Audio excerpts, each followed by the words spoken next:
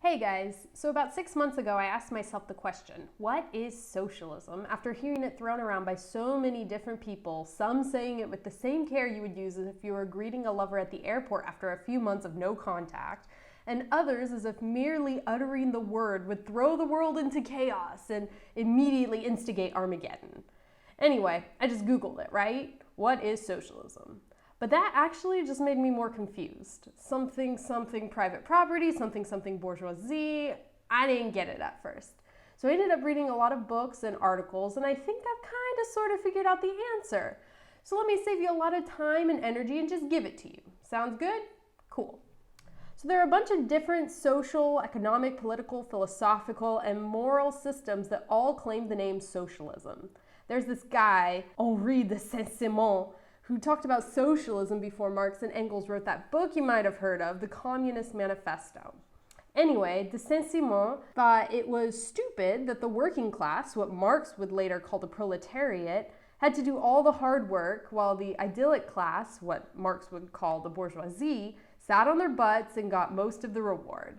But de Saint-Simon didn't think the government should get involved in the market unless there's something going on that stops productivity. And then there was this guy, Robert Owen, whose socialism was more like a lifestyle than anything else.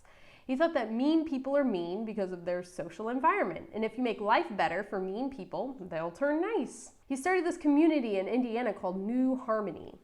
And then there's Marx and Engels and their proletariat and bourgeoisie stuff. And there's Lenin and Trotsky and the Bolsheviks and Stalin.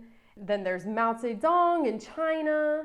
And if you fast forward to today, you've also got all that cool stuff going on in Norway that most people call socialism, although others prefer the name welfare state liberalism. You get the idea. There's a million different people from a million different places with a million different ideas, and they all say that they've got the real deal socialism. And this ambiguity isn't even a recent problem. It was out of control before Marx and Engels wrote their Communist Manifesto, at the end of which they tried to differentiate between a few different brands of socialism that were circulating at their time. They talked about reactionary socialism, bourgeois socialism, utopian socialism. You get the idea, just lots and lots of different socialisms. So all that's to say that even in Marx's time, it was clear that everyone was throwing around the term socialism like it was a pair of one-size-fits-all underwear. Like, hey, I found this great pair of underpants. You should try it. Okay. And then it gets passed around and around and around, and now it doesn't even look like a pair of underwear anymore. And nobody even wants to touch it. It's just dirty. So that's it. That's the answer to our question. What is socialism? It's an unrecognizable pair of dirty underpants. Okay, but in all seriousness, if you're in a class and you're talking about socialism, you're probably actually talking about Marxism. But if you're just talking with your friends and somebody says the word socialism, you really got to ask them what they mean, because there's just no telling what the word socialism means, even with context.